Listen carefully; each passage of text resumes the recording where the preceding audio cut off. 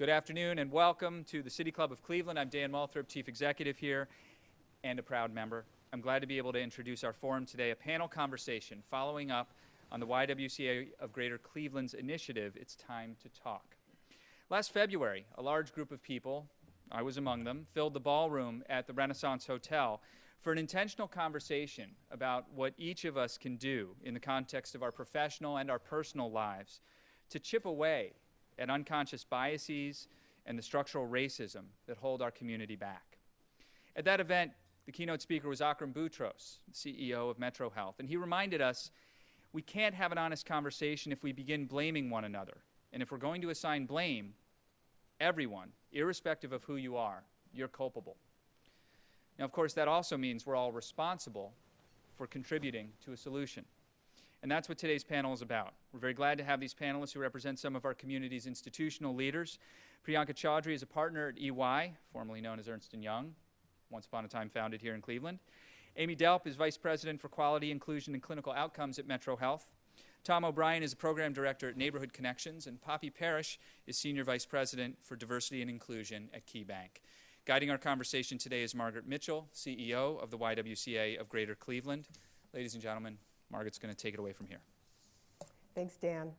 It's great to be here, and I wanted to start out this afternoon in our conversation by letting everybody know that I'm going to be posing questions and really want our panelists to feel free to jump in and share.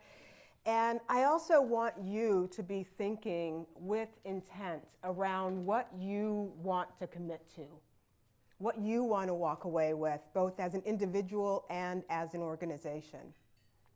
I want to first begin by saying that talk is something we all do, and yet it doesn't always lead to action. And yet It's Time to Talk is all about moving us to action, which is why we are here today.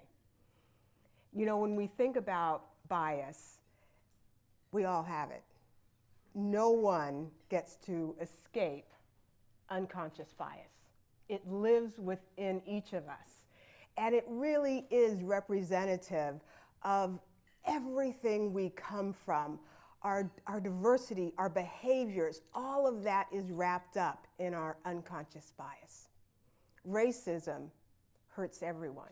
It hurts organizations and people. And what we want to do today is to hear from these individuals about their organizations, and perhaps their own personal journeys to become culturally responsive on their way to leading and developing cultural competency within those that they work with and lead and work alongside. So I'm going to start with our first question of the afternoon and would like to hear from you in terms of hiring practices. What are you doing today that's different from what you did maybe even 2 or 3 years ago? Well, I think I'll start, Margaret, thank you for that. Some of the things that we are doing that are different, we're looking at our job descriptions. We're taking a look at how, talking about talk, how we actually have put together our job descriptions and, in fact, whether or not they may be biased in the way we look at things. As far as our recruiting is concerned, too, we're expanding our recruiting module, if you will, to be more inclusive of other areas that people are getting degrees for and not just being so closed as it relates to the financial industry. We're looking at English majors because we feel, many of our leadership now feel that we can teach finances. What we can't teach is how to write. And so, you know, those are things that are bubbling up for us that we are starting to take a look at that may be, at some point in time, barriers for individuals to come into the financial industry. Any other thoughts? Yeah, I'd like to talk about, at MetroHealth, we have created expectations around the hiring practices and making the candidate pool inclusive. So what that means is that we expect a qualified candidacy pool before the interviewing process can begin. And that has really dramatically improved the number of diverse candidates that we have in our management. We have increased that by approximately 20% year over year. We've only been doing it for 2 years, so it has made an exceptional impact in the quality of the candidates and the diversity of those candidates. I wanted to talk a little bit about data and the way that you have used that in your organizations. I almost see it as a neutralizer in when you're working with individuals. Any thoughts on how you've used data? Yeah, absolutely. So diversity is often viewed as a soft topic. And we found external research that shows that organizations which have diverse teams that are led inclusively, right? So there are two components to it. There's the makeup of the team, but the leadership of the team as well. They perform significantly better than teams that are more homogenous. We find at EY internally that our teams, where people have diverse views and different cultural references or backgrounds, they just develop better approaches to our clients and more innovative solutions. In fact, we have some great research, both internal and external, that is captured in this nice little roadmap, and I have copies of this actually outside for you guys to grab on your way out, which actually puts some tangible metrics against the concept. Great tools, love that. Yeah, we use data in terms of really listening to what's going on in the community and really creating the space. So a lot of the data comes from firsthand conversations with people and small group conversations to really hear what's the demand that people have and what do they want in the community. And then in terms of hiring practices, I mean, we work primarily in the city of Cleveland and the city of East Cleveland. So we're looking for folks who really come from the city, who come from the city of Cleveland, who have lived or grown up in the city of Cleveland, or the city of East Cleveland, and who really are representative of the community that we work with. The other big piece in terms of that is really looking at folks who we hire who can really listen. I mean, that's a big part of our whole approach is how do we create the space to really listen to people and to really find out what is the demand and what do people care enough about to act upon. So that's a huge prerequisite for anybody we hire. How do you teach someone to listen? I don't know if I know the answer to that. I don't know. I mean, I think one of the things we use, so we do a couple of things. One is that some of the simple practices we use in terms of creating the space so that it creates an environment where people can speak and where everybody is valued and heard, but no one person is dominating the conversation. So I think that's really important is what's the environment or the space that's created to give people voice so folks feel heard, they feel valued, they can give their gifts, they can also get something they need back from the community, and I think that's really, really vital. So one of the things are these simple little practices that we use that we hope become habits, you know, in terms of, and our staff uses them as well. You know, check-ins, check-outs, something we call the marketplace, business of the network, one-on-one conversations, all of these different little tools in the toolbox that are useful. Margaret, if I may, just one little thing that we do at work, and everyone has a plaque on their desk that says, "Be here now." So if someone comes in my office and I'm typing or what have you, that reminds me, that signals for me to just stop and listen and be fully engaged with that individual. And that's one of the pieces that I have found that has been so important throughout my journey with Key, and really sharing that with others as they come in and are onboarded into the bank, to be here now, to be present. Mm-hmm. It's part of how you set an environment that is built on safety. Yes. Any other thoughts around how you build safety within an organization so that, you know, one of the most difficult conversations you can have is about race, and diversity and inclusion can sometimes tend to feel compliance driven, which is not what you're striving for. So that how do you manifest real safety in your organizations? Amy? So we have really worked to create a culture of education around competency.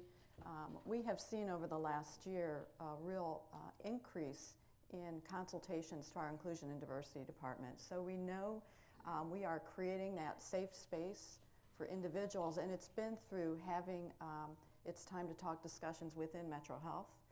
We've also created communication opportunities around the LGBT community and creating an environment where people are welcomed in to talk about their biases in a space that's safe. And we see the impact of that through the consultation. People are calling us and saying, hey, this happened in my area, in my unit. Can you come and talk to us? Can you come and talk to my staff? Help them understand that that statement or that picture that they hung, how that impacted me as an individual or the individuals that I work with. So I think we're slowly seeing that turn where we're moving in the right direction. Amy, I know that at Metro you held a transgender job fair last year. How was that received within the organization? Will you do it again? What would you do differently? That was a tremendous event for us. It was last November, and we kind of did that on the fly. The organizations that were having it were having a hard time finding someone to host them, and we stepped up to the plate and said, absolutely, come into our organization, let us help you. We are planning our next transgender job fair for April 23rd. We will be reaching out to community partners to help us. But that is a group of individuals that needs our help and our support. When you have an opportunity to interact with them, they don't have health insurance. The healthcare disparities for that group of individuals is really disappointing for such an advanced society that we have. So I think we'll continue that work along with the rest of our efforts. We certainly see a number of the isms living together and are certainly interchangeable and connected. As you talk about tools, Poppie, you have a tool that you mentioned. What's coming to mind is the Ouch video. Would you talk about how you use that and any other tools? Absolutely. One of the things that our approaches that we've done within KeyBank as far as a leadership learning around diversity and inclusion, how do you lead? How do you truly lead? How do you have those hard conversations? How do you truly become transparent and authentic in the work that you do? When we had our initial session around this work, what came out for us is people were willing to share that there are a number of excluded moments within Key. And from the leadership down to our tellers, they don't know how to manage those types of particular learning moments. So we've done a lot of research around that, and one resource that we've come to find that it's been very helpful and useful is what's called Ouch, That Stereotype Hurts. It's a video, and it's very clear, and sometimes if you just say ouch, people will stop and think, and you can start to have a conversation or a dialogue that is non-judgmental, but it also brings to light that what you're saying may be an unconscious bias that you're not even aware of, but hurts someone else. So that's one of the tools that we've put together. One of our consultants also put together for us what's called a 5 C's continuum. And it really helps you to understand how your behaviors impact and influence what you do on a day-to-day basis. So if we can get our teams, our leadership to start to get curious about their employees, about building relationships, about understanding who they are, we can ultimately, we believe, get to what is called connected and comfortable in having dialogues as much as we can and having those types of conversations that will move that needle to truly be inclusive as an organization. Priyanka and Tom, I'd love to hear from you around why cultural competency is so important to you. Obviously, E&Y is a global, international company, and Neighborhood Progress is a neighborhood-focused organization, and yet you both have such high value on cultural competency. Could you share a little bit about why and how you tie it, where the value is for you. Absolutely. So to your point, we're an organization of 200,000 plus people in over 150 countries. When you put that perspective and think about the environment that we function in, right? We provide tax services, assurance, advisory, and our clients that we work with are very global. We're in this rapidly changing business environment. So to really serve those clients well, we believe in having the highest performing teams. And these highest performing teams are composed of people with different backgrounds, different experiences, different cultural references. And we really believe it's those teams of people with different perspectives that really enable us to grow as an organization and serve our clients well, which is why we think it's such an important issue, both for our people internally, as well as in how we serve our clients and really how we serve the communities that we work in. So you see it as a core leadership issue to individuals as opposed to something that lives outside, that is a siloed piece that others can attain. That's right. I think it's both the individual and the organization. You can't compartmentalize it, as you said. Yeah. Yes. And Tom? It's a core value of our work. So our work is really with the community and with people most affected by the systems and structures that oppress people. And I think one of the huge missing pieces that I believe and that Neighborhood Connections believes is that the people most affected have the answers, and they can come up with the solutions and work to create those solutions among themselves and between themselves, but also with some of the institutions. So for us, I am obviously, I didn't grow up here. I'm a white male, come from privilege, fairly privileged background, and for people who are privileged, it's invisible. Sometimes that privilege is invisible. So for me to go in and say this is what you need to do or this is what you should be doing to people is really it's wrong and it's offensive, and that's not that. So we really, our whole approach is really, how do we listen to people? How do we create the space to create those connections where people can come together and figure this out, both in terms of residents together, but also with community-based organizations, with congregations, with institutions.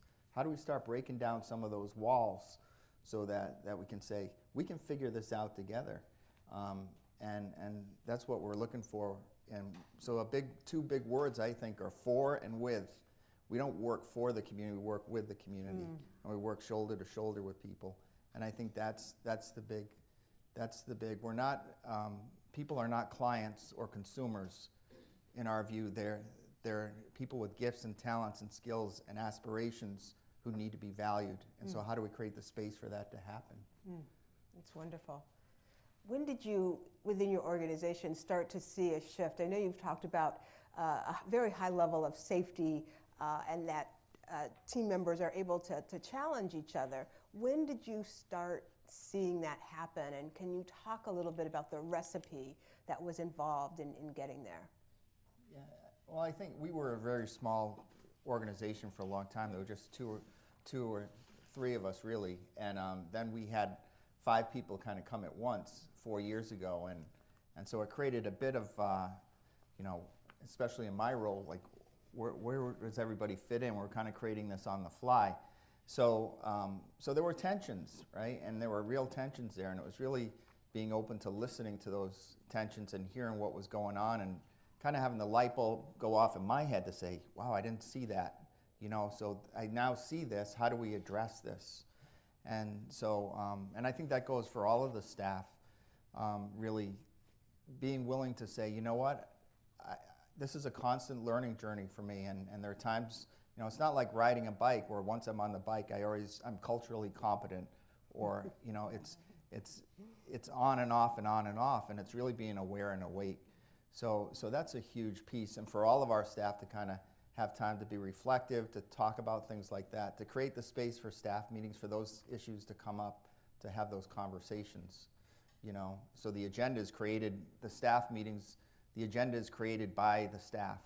It's not, I can write stuff up on the board, but every staff member can write up on the board what they want to talk about and for how long.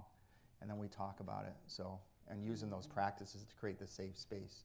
I will say it has not been a smooth journey. There's been a lot of bumps in the road, And we've brought in outside facilitator to help us on some of that, to have those conversations.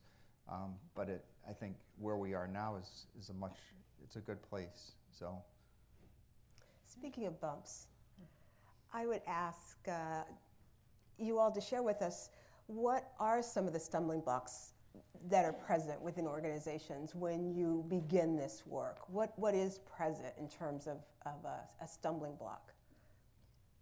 I think one of the things that's challenging is people don't want to acknowledge that there's a problem or that there's opportunity.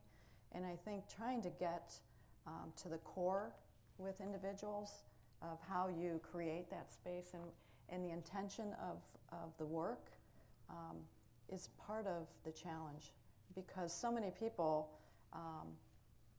find it difficult to look inside themselves. And the ability to do that is what is going to help us move an organization. So it's those small wins, and that's the thing. This is like a marathon. I mean, and this is not for the faint of heart, because it's challenging work. But it is so rewarding when you have those small wins, and those are the things that keep you coming back and pushing the envelope everywhere else. I would just like to chime into what you said, Amy, and I'm going to give you all some insider information. Key is a very friendly, collaborative bank. We don't like to hurt anyone's feelings.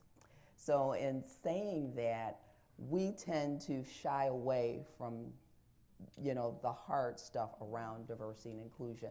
That was a challenge for us. But with our CEO, Beth Mooney, coming on board, she brought her own personal story to the table.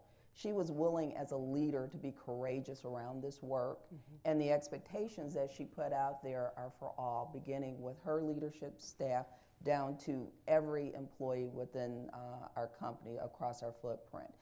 That communication piece really helped us as far as so many of the challenges that we have faced within our organization around feeling safe, around being authentic, around being transparent with this work. Our whole goal is to help clients and communities thrive. We can't do that without the employees that feel included, that feel engaged, that feel respected and valued. And so for us, that's been the key to all of this work. And then the business case is really simple. When you start to think about those clients, those employees that you want to engage and retain, when you start to think about baby boomers are retiring 10,000 per day, when you start to take a look at here in the city of Cleveland, 53% of the residents are African American. When you start to take a look at those types of statistics, the census states that just recently that this is the first time in the census history that children 5 years of age and below are now classified, if you will, as minorities. What does this shift look like as it relates to clients, as it relates to employees? And it makes you think, it makes you stop and think, how are you going to relate to these individuals? Yes. Priyanka? I will add to your point about that story and just the power of sharing people's stories. So one of the programs that we have is called Journeys That Inspire. And it's a way to cascade videos and stories about just successful journeys at EY. The point that we try to make is that you don't really have to have somebody that looks exactly like you for them to be a role model. It's the diversity of their experiences and backgrounds and the fact that they can have a successful journey. Just cascading that information throughout the organization we found is very powerful. You shared some data, some census data with us, Poppie, and there certainly is a cost to racism. We know that nationally there have been a number of studies done, and even when we take a look at our own county, there are significant differences within the median income. We know that there can be up to a 30% wage gap between individuals of color and whites, and that plays out within Cuyahoga County. And so as we think about the importance of the business case, where does that lie for you, and how you live your business case, how you're wanting to bring it to bear in order to affect change at a very bottom line level. I can Amy? speak to that just from the healthcare inequities. So if we don't focus on these initiatives and make an environment where patients feel that they can come in and get the care that they need, they won't seek care. And that's on us as healthcare providers. We have to change the way that we receive patients, how we perceive them, and create an environment where the health disparities are diminished and they seek out care proactively instead of reactively. So, I mean, there's a lot of work that needs to be done within the healthcare environment to lower those disparities. For the MetroHealth system, Dr. Boutros was a strong advocate for us to hire a manager for health inequities so that we can start to look at disease processes by race, ethnicity, and that will help drive improvement opportunities for our organization, and we can really start to focus in. But that's really our business case for making sure that our populations and the communities we serve are healthy. Just to add, I would say, like for us, for Neighborhood Connections, the opportunities with the community and creating connections and reweaving the fabric and community so people can really be reliant upon each other and act together on the big issues as well. The other piece, though, is really looking at the institutions and saying, how do we tap into the institutions and bring them into with the community to work on a level playing field, to say, how do we figure this out together? And I think that's a lot of the institutions, which surprised me when I started this work, are open to doing that if you find the right people in those institutions. And Danielle Price could talk more from Neighborhood Connections about that. But it's really evolved around two things. One around health. So how do we really bring, so we have an initiative now with the Cleveland Clinic, University Hospitals, Case Western Medical School, and community members from Grady University Circle working together, shoulder to shoulder, on two issues, on addressing upstream kind of social determinants of health in relation to lead poisoning and in relation to infant mortality. And then the other is around jobs, and that's kind of how the jobs pipeline with the university hospitals happened, was Danielle developing relationships with people at university hospitals and then saying, let's try this out and let's bring it together, community members with folks who worked at university hospitals and towards employment to kind of figure out, well, what would a jobs pipeline look like? So it's really about how do you bridge that gap and bring people into each other's worlds to figure things out together. That's kind of our model. We're going to get MetroHealth on that list. Yeah. I'm just talking now. I want to pose one last question before we move to questions from the audience. I wanted to ask each of you if you could share one thing that would encourage someone leaving here today to take action, either as an individual or as an organization. What would that be? I guess for me, it would just be look within, start with yourselves, do a self-assessment, figure out what your unconscious biases may be, and then take action around them. That's a starting point. It's you. Yeah, I would echo that, and also one simple tool we did was having shadowing. Like, I love the idea of shadowing. So people from the hospitals going out into the community, hanging out with residents for the day and seeing the life of a person who lives in the community, or someone like from the community going into the hospital and following a doctor around and seeing their world and having that conversation and breaking down that barrier. I mean, just looking at ourselves and say, what are some simple things we can do to narrow that social distance between us to get started, to develop more understanding between us is huge. Yeah, and I mean, I feel the same way. I think it starts with us. And the more that we can influence those around us through our conversations, through calling out people on their intentional biases and making that aware, I think sometimes people don't see that for what it is. And when you're a friend or a colleague, it's really your responsibility to make that noted so that we can work on changing that. And it really all starts with us and from within us. continuing that theme, one of the simple things that I've learned to do and I found very impactful is just to pause, right, and ask myself the question, if I'm choosing to do something a certain way, is that really a requirement? Or if we work in a regulated industry, or is that something that's just tradition, that's how it's always been done, or is it a personal preference? So for example, if I'm asking, right, my team to attend a meeting at 8 o'clock in the morning, and it doesn't work for some working parents who have childcare responsibilities, is that really needed, or is that something that's just my personal preference? And what can I do, right, by pausing and thinking that through to create a more flexible and inclusive environment at work? Great. Thank you. Hello again, everybody. Today we are enjoying a panel conversation focusing on the YWCA's It's Time to Talk initiative and checking in on it. Our panelists include Priyanka Chaudhry, partner at EY, Amy Delp, Vice President of Quality, Inclusion, and Clinical Operation at MetroHealth, Tom O'Brien at Neighborhood Connections, and Poppie Parish of KeyBank. Our moderator is YWCA Greater Cleveland President and CEO, Margaret Mitchell. We encourage all of you to organize your questions for our speakers now and remind you that your questions should be brief and to the point. Tom mentioned earlier that they think of, your organization thinks of not of customers or clients, but instead of community members with gifts and talents, and indeed all of you help keep our programs running with your curiosity and your intelligence. So we look forward to that. If you're joining us via the web stream, be sure to tweet your question at the City Club. We welcome all of you here and those joining us via that web stream, which is provided by our primary media partner, 90.3 WCPN, WVIZ PBS, 104.9 WCLV, Idea Stream. And we also welcome any audience members who may be joining us by one of the many radio stations across the region and country that carry City Club programs on rebroadcast. Production, distribution, and broadcast of City Club programs is made possible by Cleveland State University and PNC.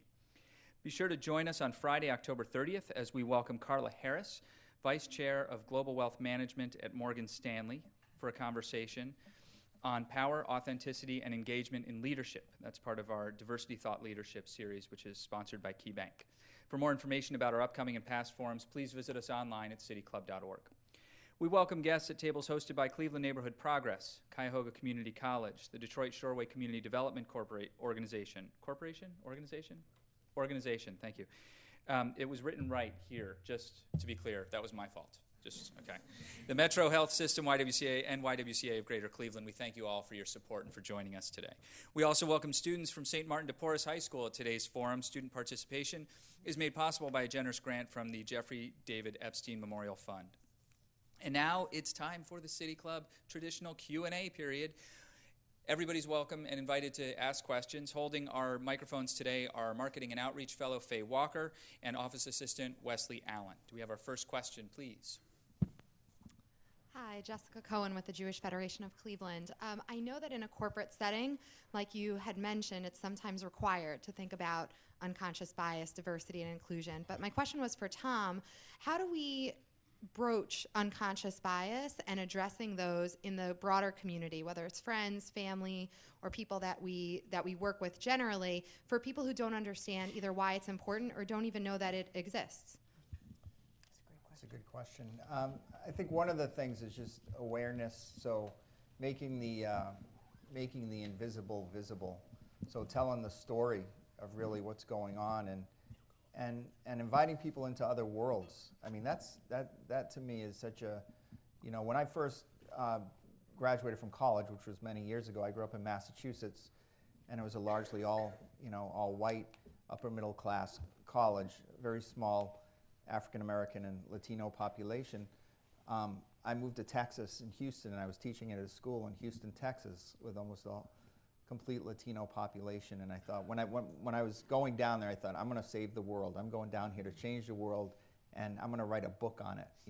2 years later, when I'm done.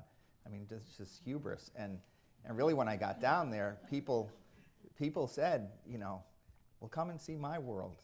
And so going out and having dinner with people in their homes, some of the parents of the students, and those small things that can really start breaking down those walls. For me, it's really about how do you really create those safe relationships where people can really talk person to person or in small groups to experience those things, and to see it as an opportunity and as like something exciting to do. There was a guy here a couple years ago who had, he had something happen on his street. He was from Rochester, New York, and he wrote a book where he said, building community one sleepover at a time. And he started sleeping over at his neighbor's houses to find out more about who they were and what they were about. So I'm not suggesting that. I mean, that is an option. But there are small things with dinner or just conversation or taking a walk together that you can really start breaking down those walls. If I may say just one thing that's been brewing for me is to do this in a non-judgmental way, helping people to understand we're not judging, we're just talking through what you may have said, how I may have felt, and starting on that, just leveling that expectation or that understanding, I think is truly important. Absolutely critical. Can one talk about immigration, the problems that we have accepting immigrants without talking about race? I want to throw that out to the count.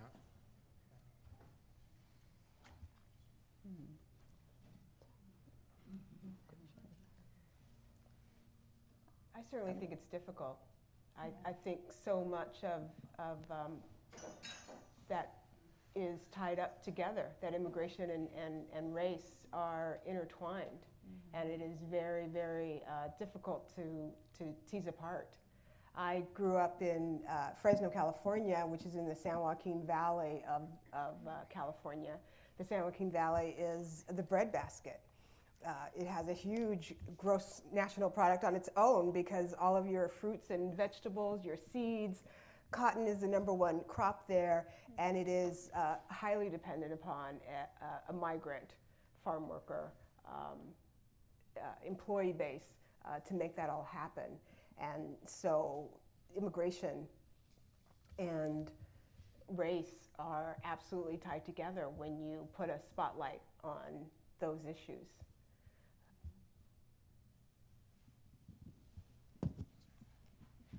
Hello, Sherry Dozier from Cleveland Neighborhood Progress. I was wondering, in a very millennium-driven, strategy-based world to attract and retain youth, how is your organization, what opportunities is your organization providing for older adults to secure employment or advance in the workplace? Great question. That is a great question, Sherry. Thank you for that. We're looking at how we manage our cross-generational work and understanding the impact and the import that both our seniors bring to the table as well as our millennials and all those in between. So we're doing a lot of work about helping through our key business networking groups, helping each other to understand our differences and valuing them and respecting them. From a recruiting standpoint, we actually do a lot of work around that to make sure that we're being inclusive of all, because we're looking at trying to acquire and retain top talent, top diverse talent. It does not concern us as it relates to the age. What concerns us is how we relate to the individuals. I'll add to that, in addition to recruiting, right, it's all aspects of your employee supply chain, so to speak, right? It's retention, it's development, it's opportunities on key accounts or projects. So it's really focusing on all of those aspects. Sponsorship and mentorship, right? So that's a concept we talk about a lot. So again, focusing that across all groups, right, of individuals and employees. Hi, I'm Virginia Malloy from St. Martin de Porres High School. And I wondered if any of you could speak to young people, and sometimes they're the victims of stereotype and bias, and sometimes they're the witness of it. I'm wondering if you can say something about how they might speak out when they're in a position of less power. We actually have a number of interns from St. Martin de Porres, and we give them voice. We give them opportunities to share their experiences, to help us understand from where they're coming from. It's important for all individuals to feel respected. And that's what we strive to do at Key as well. Just make sure that there's that respect there, so that people will start, so that they will start to feel comfortable in sharing their experiences, and then helping us to understand as well. And I would just add, we've done a lot of work with the Cleveland Metropolitan School District. So we have many kids in our organization shadowing, being mentored by other employees within the hospital. We also welcome St. Martin de Porres students in paid internships over the summer. So we do a lot to try and encourage and build strength of character, give them the tools to be able to assess and defend for themselves.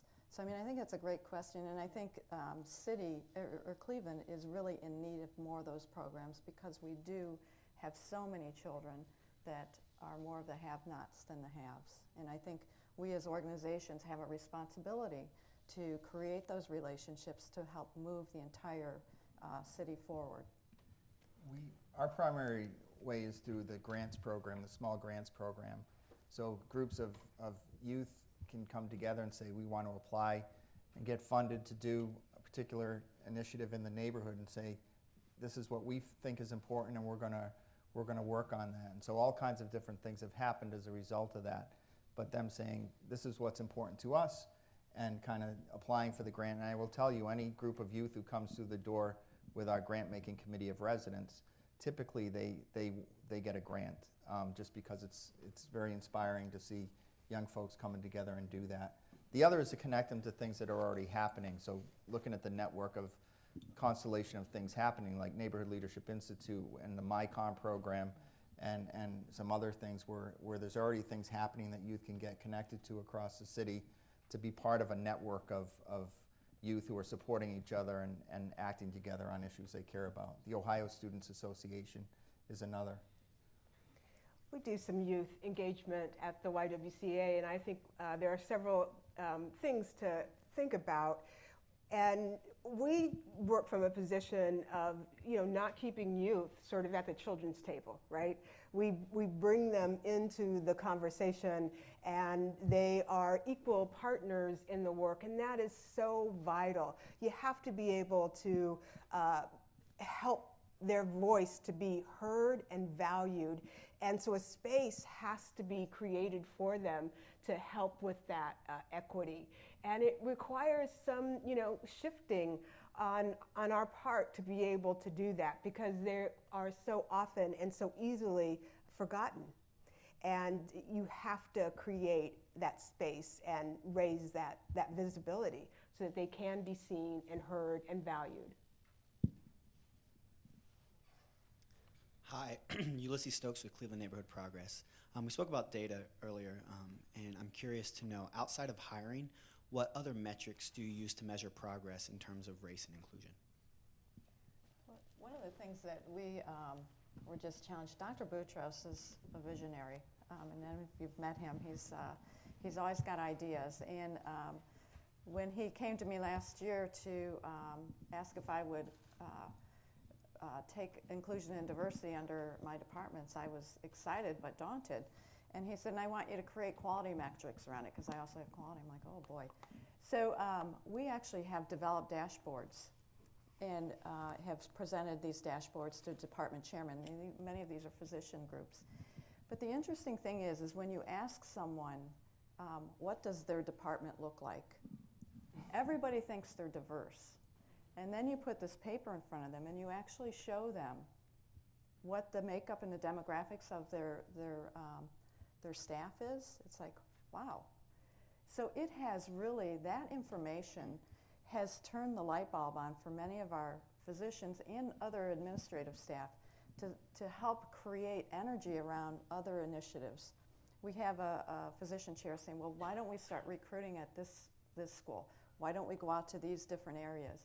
So it's really created a conversation and an awareness that we haven't historically seen. So I mean, I think there's not a lot of metrics, but I think as we continue this journey, we're starting to find where we can mine that information. So I think there'll be more on the horizon. At Key, we look at both qualitative and quantitative metrics. We look at around engagement, external, internal engagement, how engaged are the individuals or the lines of businesses from a cross-functional standpoint.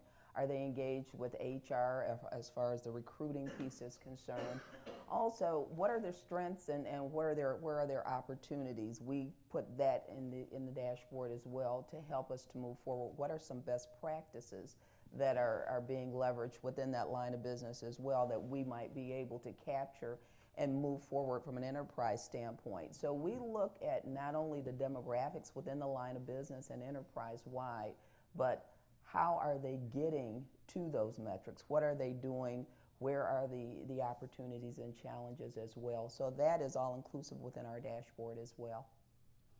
So to that point, we found accountability is the key, right? So for all of our partners, one of the quadrants that we're measured on is our people quadrant, and that's the qualitative metric where we're measured on our diversity and inclusiveness efforts. But then going back to your original point on data, it's not only just the recruiting, but the retention as well as promotions, where we have measures as well.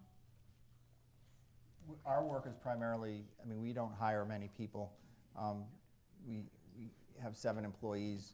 However, the work we do is more with outside institutions and say, how can we move to hire more people from the neighborhood? So the pipeline with University Hospital was an intentional effort to hire more people from the neighborhoods around University Circle, to say, hey, people are right next door who would be great for jobs. How do we connect to them directly? And then once they get into the position, how is there a space for them to move up through the organization at the hospital? And so how do we serve as a facilitator, a gapper, I guess, because we live in both worlds, right? The community and the institutional world, to create that connection for that to happen. I'm Jenny Spencer. I'm here with a number of us from Detroit Shoreway Community Development Organization.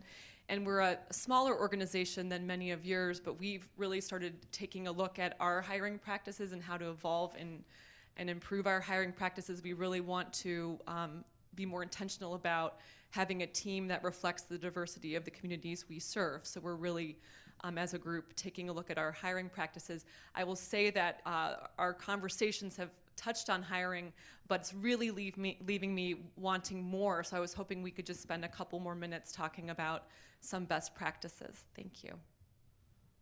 It's a great question. I think when you're in a small organization, it is an ongoing effort to continue to sharpen your abilities to hire and to hire well.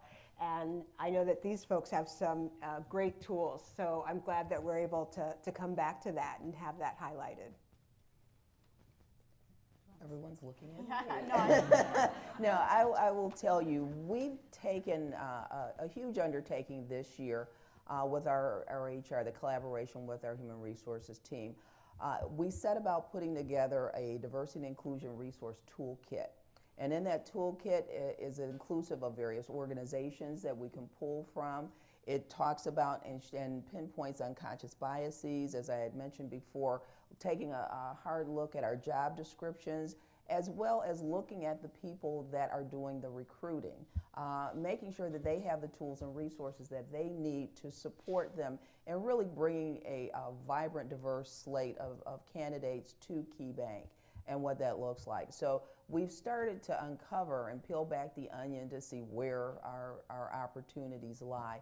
And then moving from HR, we've also equipped them with tools and processes to help them with their hiring managers and having those conversations, uncovering the unconscious biases that the hiring managers may be showing as well, and how to deal with that. Because sometimes it's not the HR, it's the people that are ultimately making the decisions. So we're having those types of conversations that are making a big difference. And also our HR team, our leadership team, have really done a lot of research around accreditation and bringing in consultants. I know you say you're a smaller organization, but helping us to pinpoint where are some of the major opportunities for us to pull from and partnering with them as well.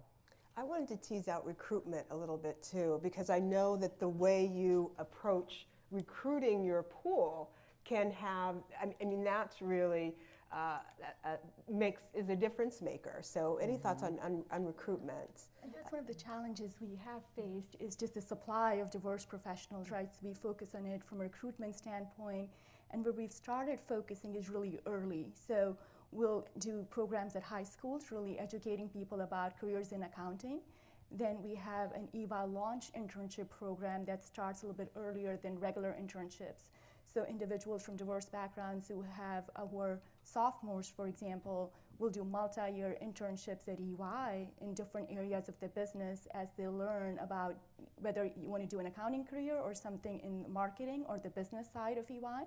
So just really getting that connection early on and staying connected with them as they finish up their education has helped us build our pipeline. So at Metro, we've actually hired a manager of diversity recruiting. And so it is his role to understand where the opportunities are for diversity recruitment within the community. It's part of his role is to reach out to those different groups and create that relationship and make sure that they understand what our needs are as far as positions. We've done a lot of work with our managers because, as Poppie said, it can be that interview process or that manager's bias, and we really have to work to uncover that and move people in the right direction. But one of the things that I think has really helped us is we want a diverse candidate pool, and it has to be qualified candidates. And many of the management positions, you cannot move forward with a hire until you have a diverse pool of candidates. So when we've offered that and made that something that's part of our recruitment process, it's really opened doors for individuals who might not have even had their application looked at. So we are doing a lot to try and break down those barriers and to create that environment where we can talk about these things and also create expectations around the hiring practices. I wanted to just add that, you know, sometimes when you're recruiting or you're looking at your hiring and you keep getting the same results, well then, you know, it's time to make a change and, you know, push yourself out in a different direction and think outside of the box and continue to think about how do we support our organization internally with developing our bandwidth around cultural competency, so we're all talking a shared language. And certainly, you know, the YWCA has some great workshops and tools to be able to support that, and would just encourage you to connect with Heather Stranka Pettit, our director, or take a look at our website and look at those tools, because they certainly will they'll be supportive of where you want to go. And just one addition is I mean, we're always looking for people from the community.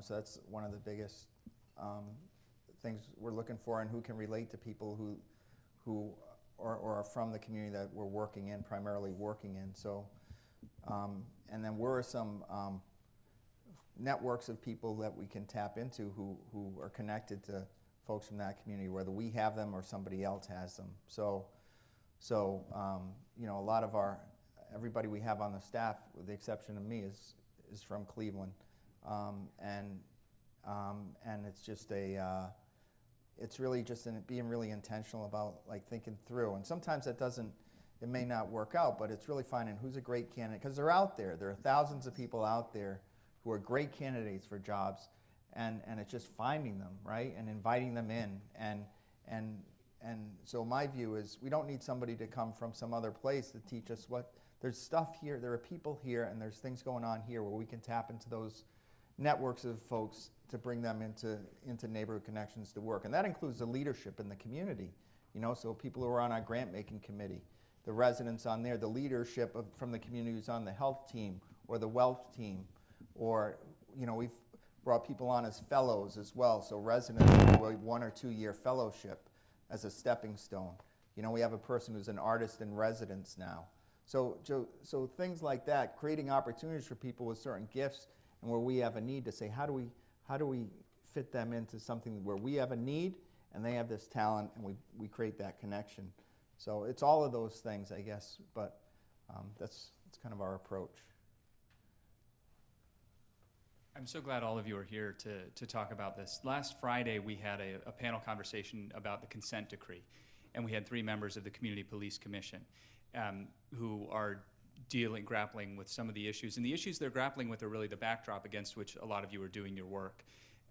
The diversity practices of corporations are happening in a context of a city with a poverty rate that disproportionately affects communities of color. Then there are public health things that go along with that as well. I'm not saying anything that all of you don't know, but I wanted to ask you to connect the dots a little bit and talk about the deeper motivations that you all feel for this work.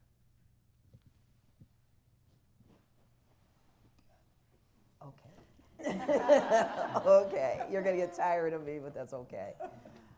At Key, we're about helping communities thrive. Every aspect, if our communities don't thrive, we don't thrive. We don't grow. So every aspect of our community is important. We continually look at products and services that we can bring into the fold that will help build those relationships that will ultimately help everyone in our community to grow and to strive. For us, that's the mainstay of who we are. It really is, and I have to go back to our CEO, Beth Mooney, again. This is a part of our legacy. This is a part of the work that is truly important to her and to us. It's about building our communities. And we can't do that unless we really make a decision around what is important and how do we get that and what do we bring to the table to support that. And I know that if you just take a look at some of the work we've done in our low to moderate income areas, with our loans, with our products and services for the unbanked and underserved, with financial education that we partner with Cleveland Neighborhood Progress on, all of these things are holistically important in helping people to get jobs, and helping people to grow in the community and to be a part of the community, which is so important. And so all of that rolls up into whose responsibility, whose accountability, it's all of ours. And so that's the way we feel like Key, and that's what we strive to attain. So for Metro, I think as caregivers, we see the results of what goes on in the community. And I think that's a really strong motivator for all of us that see that day to day. We have our values include inclusion and diversity. It's called the STAR IQ. The I is inclusion and diversity. And it is an expectation that Dr. Boutros has created. And I can remember when he came to the organization, some of his first words were, do what's right for people. Do the right thing. And so when we work in this environment, we all want to be doing the right thing for these patients. And so we have built structures that have created opportunities to reach into the community. So I think it's something that's intrinsic within MetroHealth, within MetroHealth employees, that we live and breathe the MetroHealth mission, vision, and values. And it is as part of the core of being there. We have a very long tenure rate for most employees because it is part of who we are. Our purpose as an organization, we say, is to build a better working world. And that's really where it all comes together for us, right? So we work a lot with numbers and we work a lot with businesses, but really what it all boils down to is what our work and our encounters on a day-to-day basis with each other, with other individuals and our clients or in the community, right? Are we bringing our best to those encounters?